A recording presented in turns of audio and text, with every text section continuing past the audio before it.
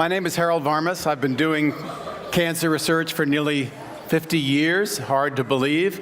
And I've been fortunate to be doing cancer research at a time of incredible growth in our knowledge about cancer, growth in knowledge that affects every aspect of our efforts to understand cancer, prevent it, treat it, do the epidemiology, think about applications in all parts of the world. But three things have happened in the area of cancer therapeutics that I want to draw your attention to as we begin today's discussion of immunotherapy.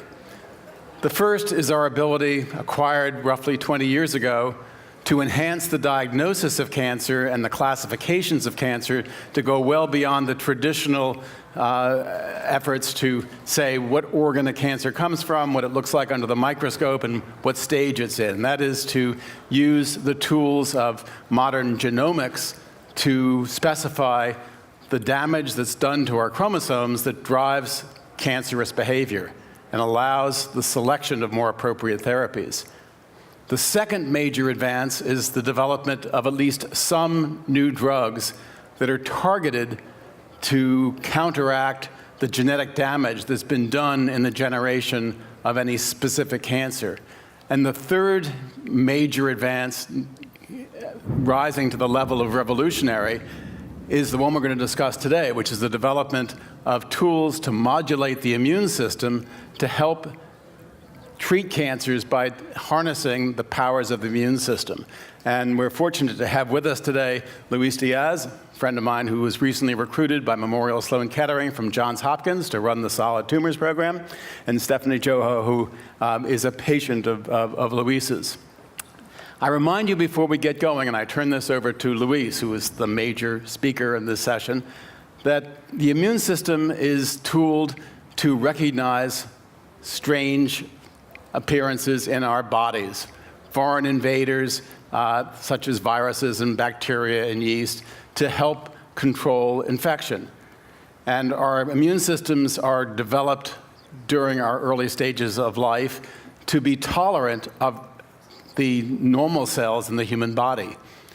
Cancers, we now know, are made up of our own cells that have been changed slightly by the genetic damage that's done that generates the cancer itself. And those mutations generate proteins that are slightly different from our normal proteins. And the task for immunotherapy is to make the immune system recognize the cancer cells that have those alterations and spare the normal cells. You can understand the devastation that would occur if the normal cells were attacked by the immune system. So the goal of immunotherapy is a balance. Immunotherapy is not a new idea. It's been around for almost 100 years, since the early days of cancer therapy that was based on occasionally on the observation that patients with infectious diseases sometimes saw a regression of their cancer. But despite the valiant efforts of several immunologists to try to keep immunology available as a tool for treating cancer, cancer immunotherapy had been largely unsuccessful, with a few remarkable examples over the course of the subsequent 80 or 90 years. But for reasons that Luis will lay out, over the last decade or so, it's been possible to do at least a couple of things that involve understanding the negative and positive forces acting on the immune system, understanding the molecular tools that allow immune cells to recognize cells to attack. It's been possible to develop immunotherapies that actually work in some people. And Luis will outline for you how he's been able to put together a regimen for immunotherapy in colon cancer and other cancers that takes advantage of our knowledge of the genetics of cancer to school the immune system appropriately for attacking cancer cells in a balanced way. Luis? Yeah, thanks, Harold. And thank you, everyone, for having me and coming to listen to our talk. I think it's an exciting time in oncology. And when I started my training in oncology, really in about 2000 at Johns Hopkins, we didn't have the same knowledge that we have currently about cancer. And as you heard from Harold, really over the past decade to 2 decades, we've learned a lot about one component of cancer, which is its genetics. But I'm going to back up a little bit and ask you some questions that will really walk us through the story of how we've started to really understand how the immune system can interplay with the genetics of the cancer, which is, what are the causes of cancer? There's actually not that many if we put them in really big buckets. And I'm going to give you the first one, family history. So that's one of the causes of cancer, family history. What are some other ones? And you can just, exactly. So another large bucket is environmental. And what's in that bucket? Things like UV radiation, tobacco smoking, radon. In the first bucket, which is family history, are things like the BRCA gene, or another gene that causes a disease called Lynch syndrome. So if we have those two areas, hereditary, environmental, what's another big area? Okay, so hold on that one. Food, that's environmental to some degree. So I'll give you another, infection. There are certain infections that result in chronic infections, can result in chronic inflammation, like HPV, certain bacteria, and even certain... HPV is human papillomavirus. I will interest. Acronyms are not allowed here. Yeah, and it's been affiliated or associated with cervical cancer, anal cancer, and head and neck cancers. And the list will probably grow. What else? Stress. Stress? Maybe. Nerves, stress. We don't know, but certainly there are some studies that have suggested that. I'll put it into a big category called inflammation, which causes cells to turn over faster than they should over a lifetime. Two more major buckets. Yeah. Aging. Yes, aging. We know as you age, the risk of cancer goes up. And that's tied into the final bucket, which is probably the biggest one. Bad luck. Okay? And there are very controversial studies right now looking at that. Is cancer... It's actually good luck to be able to grow old. Yeah, that's right. But it's independent. It's the child who gets cancer, the 18-year-old who's doesn't have a family history and so forth. So all of those causes, and they're fairly large buckets, and individually in those buckets are things like diet and exercise and stress, and we don't know how they modulate things. But what do they cause? Someone said it earlier.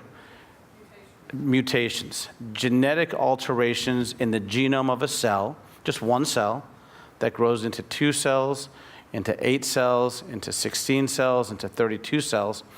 And with each division, it accumulates new mutations that may allow it to evolve into a tumor that then invades the muscle and the bloodstream, and that then can metastasize.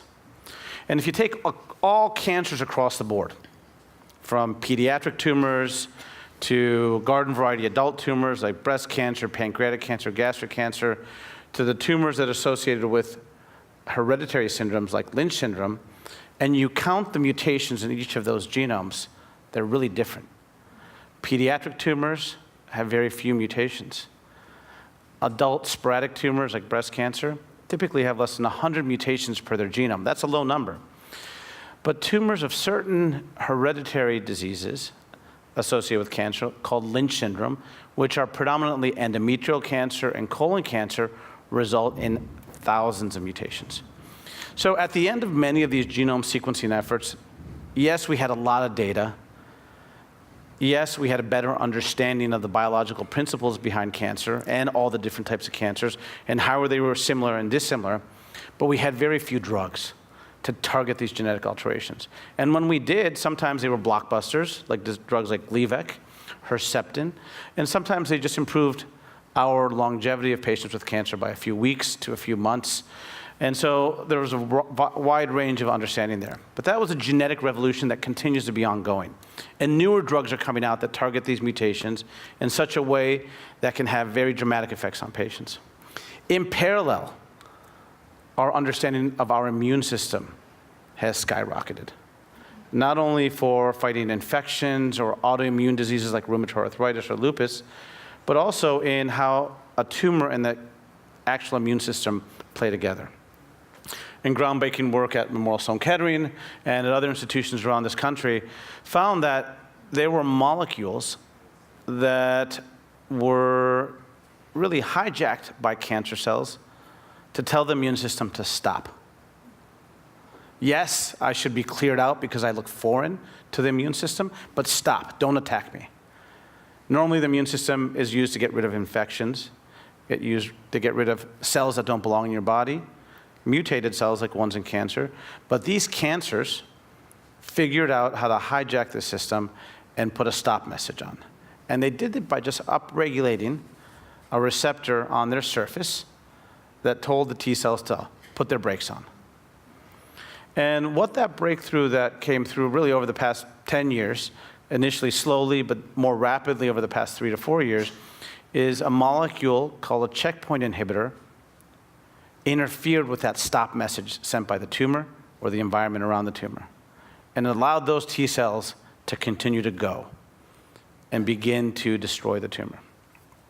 And so these two worlds were traveling in parallel rapidly in medical research: genetics and genomics of cancer, and immunology and immuno-oncology.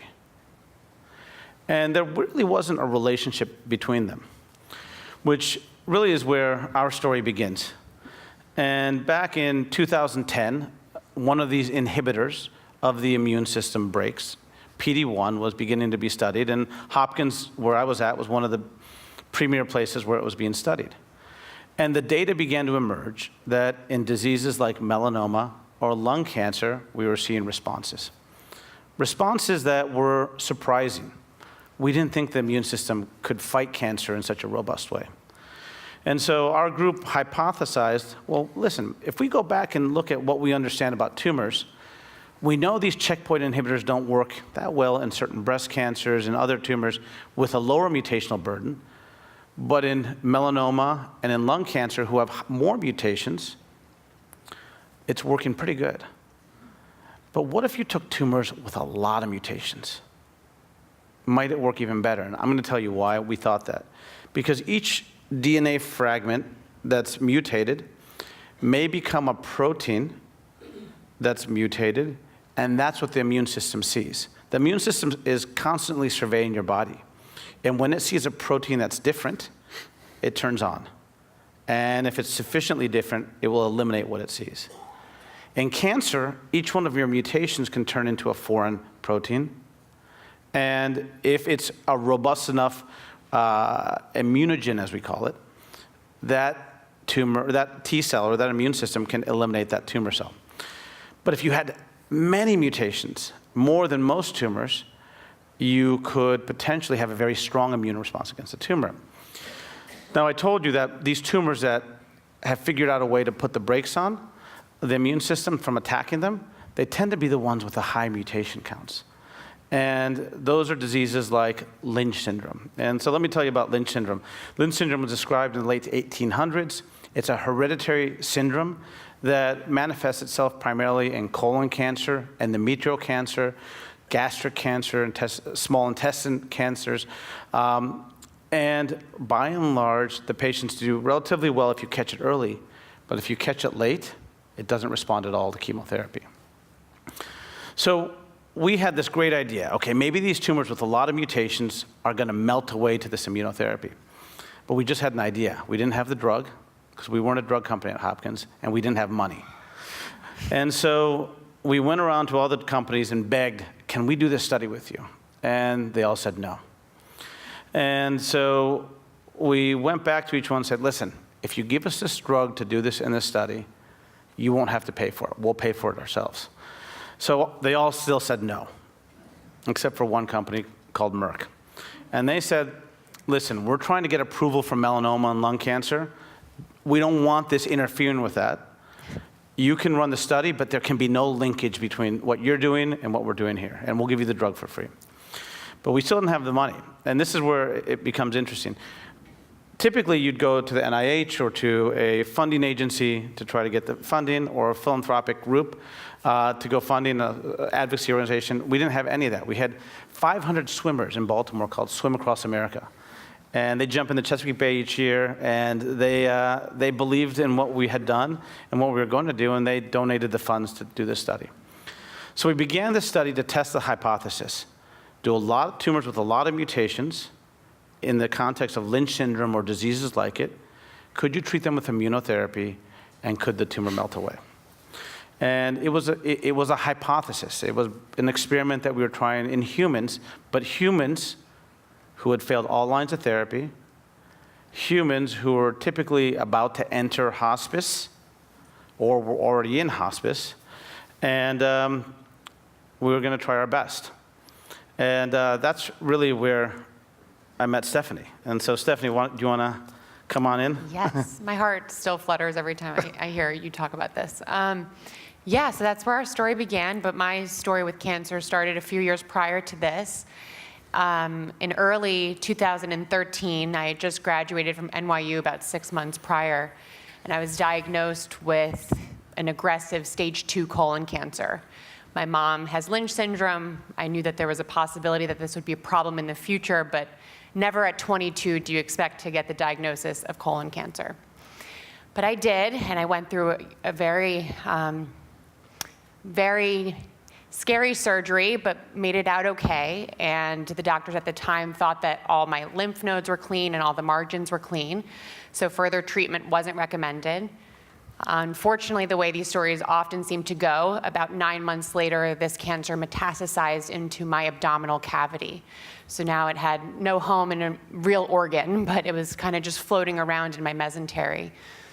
Obviously, at that point, a cancer is metastatic and it's stage 4. And I wish we had a different name for cancers that are stage 4, because they might as well be totally different diseases. So at this point, another surgery that was fraught with a lot of complications. And at this point, I was recommended to do chemotherapy, because that was the best thing to offer me at this time, even though all the data showed that Lynch syndrome patients and my kind of mutated cancer really didn't respond well at all to chemotherapy. But I started chemotherapy. I started the FOLFOX regimen, and within 2 months of being on that regimen and all the horrible things that happened throughout those months, we scanned again and found out that the cancer had come back in that same location in my abdomen. So the doctors put me on a more aggressive chemotherapy, FOLFIRI, and 2 months later, the same news. Not only was the cancer growing out of control now, but it was entirely inoperable. I had a surgeon tell me that he would not operate on me, that I would have a 2 to 5% chance of making it off of his surgical bed. At this point, we're now in summer of 2014.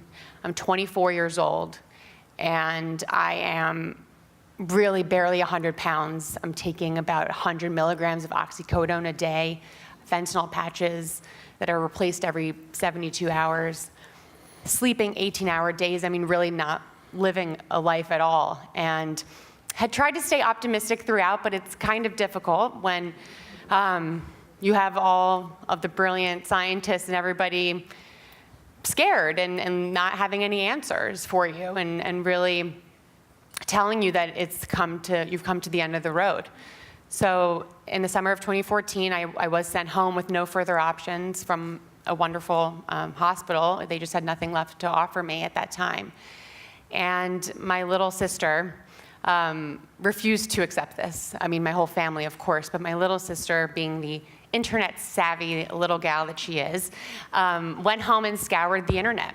And I went into my room in New York and told no one to bother me and just leave me alone. And she was on her laptop scouring and looking away, and looked on clinicaltrials.gov and started inserting words that we had all heard throughout all the appointments about the genetic components of my disease. So MSI, which is microsatellite instability, it basically means that there's a lot of mutations, Lynch syndrome, all these things. And she came upon this study that had recently opened up at Johns Hopkins. And she came into my room and said, "Steph, I really think I found the trial that's gonna save your life."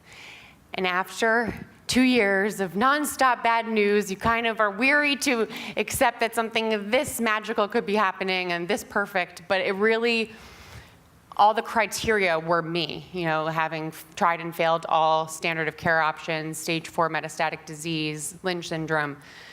So I reached out to my original oncologist, who then reached out to Luis Diaz, who then called me personally. And I will repeat. And when I called the first time, she screened my call. I was like, Mom, it's a 410 number. Should I answer this call? She's like, it's Baltimore. You answer the call. And I did, and my life changed ever since that singular moment. He saved my life on the phone, and I'll never stop saying it that way, because when you've received such horrible news for so long, to get that hope on the other end of the line is priceless, and it is a lifeline. So he said to me, get down here as fast as you can. We've been having tremendous success with patients like yourself, and a few other things he said too, but that was the gist of it. And we did. We got down to Hopkins as soon as we could. The bureaucratic processes of getting into a trial are, a different conversation, but it took about a month to actually be enrolled into the study. And once I was enrolled, I had my first infusion through my port. It was one drug being infused into my body over 30 minutes, which if anyone has ever gone through chemotherapy or knows anyone who has, generally there's a cocktail of 10 different things being infused into your bloodstream over 6 hours or so. So this felt, I was skeptical, let's just say, that there was just one little pouch being infused into my bloodstream. But within a couple days, within 4 days, I was hospitalized. And actually within a week, I was hospitalized. And you might ask, but what happened? Well, we were really scared Yeah. too, because we find out she's hospitalized on this new drug. Yeah. She was sick to begin with. Could Yeah. something really bad be happening? Right, and I thought so too. So I was hospitalized. I go into the hospital, my heart is beating out of control. They asked me if I have a history of heart failure, and I'm thinking, oh my gosh, the last thing that could have saved my life, the immunotherapy, is killing me. To make a long story short, I was actually hospitalized for withdrawal symptoms because I stopped replacing my pain medicine patches, my fentanyl patches, inadvertently, not because I threw them away and I was in no pain, but the pain that had ailed me for over a year, that I would cry to my parents, I'm going to die of pain, not of cancer, started to ebb within days of my infusion with this antibody. We like telling that story Yeah. just because it shows that the lymphocytes, the T cells that were surrounding the tumor, were all ready to go. It just needed the brakes to come off of the immune system. They needed to be able to see it, and then it just went after the cancer pretty much instantaneously. And what was remarkable, and this was an exemplary case, but we had at least a dozen patients in sequence who all had a dramatic response. Yeah. They all had this genetic signature, and they had diseases, not just colon cancer, not just uterine cancer, not just stomach or small intestine cancer, but they also had pancreatic cancer. One had a brain tumor, one had a sarcoma, and all of them were responding remarkably well. And the patients without this signature weren't responding at all. And I'm that's going to take the moderator's Yeah. prerogative Yeah. here because we only have less than 12 minutes Yeah. left. I want to make one point here so that we all understand the situation more generally. This is a wonderful outcome, and we're so pleased that Yeah. Stephanie did so well. Stephanie is at one end of the spectrum of responses to these drugs. These are antibodies that work against the immune brakes, like PD-1 that Luis mentioned. Many patients have no response. Some have toxic responses because the immune system is unleashed against normal parts of the body, producing pneumonitis and other autoimmune diseases. That's right. So we have to be cognizant of the fact. I don't want you to go away thinking that all patients respond the way Stephanie did. But we, of course, excited about the idea that we could identify patients who are most likely to respond. And that means trying to identify patients whose cancers have the alterations that allow the immune system to recognize the tumor as foreign. And one of the exciting things about the work that Luis and Stephanie have done together is illuminating one possible way to find an insignia of likely response. That is a high mutational load, as we call it. A lot of mutations generating, as Luis indicated, a lot of altered proteins that serve as a mark of foreignness in the cancer cells. And we do know that patients with small mutational loads sometimes respond, and when they do, presumably some important change has occurred. We need to know what those changes are. We don't know that yet. And just to kind of Add stretch, something yeah. up, but I'd like people to line up to the microphone. Luis is going to make a comment, and then Yeah. we'll take about 10 minutes of questions. So I if you just wanted to make one if you have comment. questions, go to the microphones in the 2 aisles, and then we'll try to. I've been concerned that we don't have enough time for interaction with the audience. Get online, and we'll try to take as many questions as possible. The signature that Stephanie's tumor had, and the high mutational burden, we think is about 4% of all cancers. And so if you say about metastatic cancers, that's about 25,000 patients in the United States, or about 500,000 patients around the world. And so that mutational signature is an ultra-high mutational burden, or mismatch repair deficiency, or MSI. But like Harold said, it doesn't work in all cases. And just to kind of drive that message home, and I don't have it with me, I left my phone outside, but right when I was giving my introductory talk this morning at 8 a.m., I got a text from my patient, not my patient, my patient's daughter. Dear Dr. Diaz, I just writing to inform you that Mr. So-and-so had just passed away. And he had colon cancer, and he had Lynch syndrome. And I had treated him with immunotherapy. And I had a discussion with him saying, listen, this is working really well in most patients with your syndrome, and it didn't in his case. So we don't have all the answers. We need to learn a whole lot more. The majority of patients with this signature do very well, but there's a subset that don't. And so it's a very sobering text message to me that we have a lot more work to do, even when we have knowledge of the genetics and knowledge of the best immune therapy that we have in our hands. Now, unfortunately, knowing the mutation is not the same thing as knowing whether the mutation has generated what we call an antigen, a mark of foreignness that the immune system will respond to. And different people are going to respond to the same antigen in different ways because of the way the immune system is constructed and the highly variable components that are present in the immune system. Questions for any three of us, any of the three of us?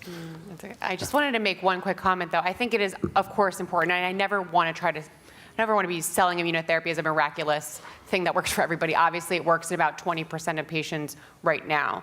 But it is an unprecedented time in cancer research and in immunotherapy in the sense that there are thousands of combination trials also going on. So for these more difficult cancers to treat, the ones that don't have as many mutations, for instance, in pancreas cancer, where it's not only about taking off that brake, but also pressing on an accelerator, or a really intense accelerator, so that the immune system knows what to do. So it is an exciting time, and I think it's important to of course, be realistic about it, but also garner that support that it takes to get us to that next And your comment level. does remind me of one thing we should emphasize here is that in contrast to most so-called targeted drug therapies, such as Gleevec and erlotinib and others, which can produce responses very frequently, but almost in all cases lead to, over the course of months or years, lead to drug resistance.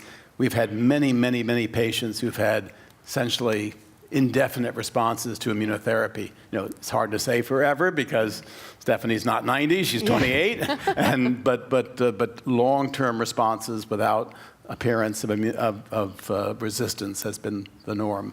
Yeah. So what I'm getting from this is that some cancers are stealthier than others as far as the immune system, and there's this indication that if it has a high mutational load, it's less stealthy and can be identified by the immune system's kind of radar, right? Remember, those cancers did emerge, Yes. but the opportunity to use a drug that lifts the brakes from the system, more likely to be successful. Yes, Is there any indication that once we identify and get a high understanding of this very high mutational load case, that the next less mutationally loaded case will be easier to learn and we can move up a ladder? Or is this discontinuous in the sense that knowing this end of the mutational load spectrum doesn't really help you at any other level of that? Do you mind if I just No, say go one ahead, go thing? ahead. Let me put it this way. High mutational load, to me, means there's a greater likelihood that some mutation will create a strong sense of foreignness, so the tumor is less stealthy, as you put it. What we need to do now, as Luis's comments indicated, is to identify those mutations that actually create that prominent antigen. And maybe then we can recognize those aberrations in tumors that have fewer mutations. Is that clear? Question here, yes. What, if any, is the communication system across the country among doctors and research people in the field of cancer research that not everybody is going to have a younger sister like Stephanie, Yeah. who bothered to go on the internet to find something that could help her. Since there's so many thousands of people across the country that are working on cancer and cancer cures, is there any kind of national communication as to what everybody is doing so that all of this knowledge is being dispersed and shared among the entire community? That's a great comment. Yeah. Luis will Yeah. pick up on that. I may have a few things to Yeah, say, too. I think that there are a number of things that came together in your case. One is that she knew her genetic signature. So when individuals get advanced cancer, knowing your genetic signature is key, because you wouldn't want to miss the fact that you have her tumor genetic signature. It could mean a life-altering situation. So that's one thing. The second thing is understanding what clinical trials are out there. And there is a central database that the NIH has called clinicaltrials.gov. And it's actually, if you want to get any paper published, you have to be registered in that clinical trial database. And it's excellent. It's getting better with every month that goes by, and most of the studies are there. But I agree with you. There still is a need for better communication across the board when it comes to cancer, especially for the rare cancers. I agree with what Luis said. I'm going to say something a little more dramatic. Our country has an inequitable health system. And even though many doctors may know that these therapies exist, and the public knows because there's been a lot in the newspaper about them, patients have a much greater chance of receiving the kind of therapy that Stephanie received if they go to the major NCI-designated cancer centers around the country, like Hopkins and Sloan Kettering and others. And all of us who are cancer scientists would take our tumors and be sure that the genetic burden and the specific mutations in those cancers are identified as soon as we know this is a life-threatening cancer. That does not happen for the vast majority of cancer patients in this country. And as a result, many of those patients are deprived of the kinds of therapy that are appropriate. And we need an insurance system and a health system that responds to these new realities that have been created by cancer science over the last 40 years. And I feel disappointed in my country when when the country pays for the research that we've all done and the benefits of that research are not equitably distributed. And I think also to your point, a really important component of this is because this field is moving so quickly, even oncologists can't keep up, particularly oncologists in the community. So if you constantly have new studies, new research coming out, new clinical trials opening up, if the institution that I was at, which was a prominent one, didn't know of this study at Hopkins or didn't care to point me in that direction, that's a problem. So I think it's about, I've spent most of my days now helping patients empower themselves and helping care partners empower themselves to seek out this information, because you might be sitting across from a physician who, to the best of their knowledge, that's the best thing that's available to you, but it might not be so. So I think it's really about educating your own self and empowering your own self to know that, hey, there might be something else out there. And that education has to come Yes. not only from patients, and I really applaud what Stephanie is doing here, got to be brought to physicians who are Exactly. nervous about interpreting genetic tests. We need a whole new brand of genetic counselors in this country who are interpreting the genetic tests that cancer patients get so they get directed to the right place for therapy. Yeah. We try to take both of these questions over here first. Stephanie, in 2014, you tore off your fentanyl patches and climbed off a hospital bed. It's now 2018. What has your role been over the last 4 years, and what are you excited about for the next 10 years as far as this field goes? Thank you so much for that question. Yeah, so obviously I'm so lucky that being a patient is behind me for now. Fingers crossed. I have scans every 6 months. I'm actually due for one now. But I now spend my days really advocating on, the things that I just mentioned. I advocate a lot on the Hill for research dollars. Not a day goes by that I don't think of the fact that I wouldn't be alive today were it not for basic science that happened in the 70s and bacteria that first identified DNA repair issues that then enabled Lynch syndrome to be identified in this way. So really supporting basic science is something that's so important to any of these advancements. So I spent a lot of time really trying to rally and advocate for more research dollars and to help basic science and young investigators. I also, sorry. Can you ask your question very quickly? Sure. I want to fit them all in. Thank you, Yes. though. Quick question. First of all, congratulations on your chimeric antigen receptor T cells. It's amazing, this discovery and progress. How do you think about the ability to go beyond small populations who are using these immuno-oncologies to large populations who are suffering from cancers? How do we get from small numbers to large numbers of The numbers are populations? actually already fairly large, Yeah. but Louis, and maybe could be too large, because maybe we're not choosing to use these for right patients. So the most dramatic results in cancer have been in subpopulations of cancer, in CML with Gleevec, in GIST tumors with Gleevec, in subsets of leukemia, in Lynch syndrome now, and new tumors that are called NTRK fusions. One thing that's becoming evident, though, is that we no longer have to rely on where a cancer was born. So Lynch syndrome tumors can be born in the uterus, in the small intestine, in the colon, in the pancreas. And no matter, if you erase where that tumor was born, as long as it has that genetic signature, in most cases it's going to work. There's a new genetic alteration called a TRK fusion. It's a union of two pieces of DNA in certain tumor types, rare, but any tumor type that has it, more than 90% of the patients And respond to it. the FDA has approved the drug for that reason, Yeah. without this guy. respect to the site of origin of the cancer. That's a first for the FDA. And when next time you hear somebody bash the FDA, remind them of that kind of enlightened It's pretty decision. remarkable. And so, but in terms of larger populations, these therapies are being used in diseases like lung cancer, which is a large population of cancers. I think where the future is going to take us is moving these drugs not just into advanced tumors or early stage tumors, but potentially even in preventative strategies. And I think that that's what's in the horizon, and that's what's going to marry early detection. You're about to trigger a half an hour of additional discussions. And, I see they're adding and 2 more minutes. immunotherapy. So I think we're all done then. Anyway, But, thank you very much to these two yeah, guys. thank you. Thank you. Thanks to the audience. Yeah, thanks a lot. Good job. Yeah. Good. Very nice. That was great.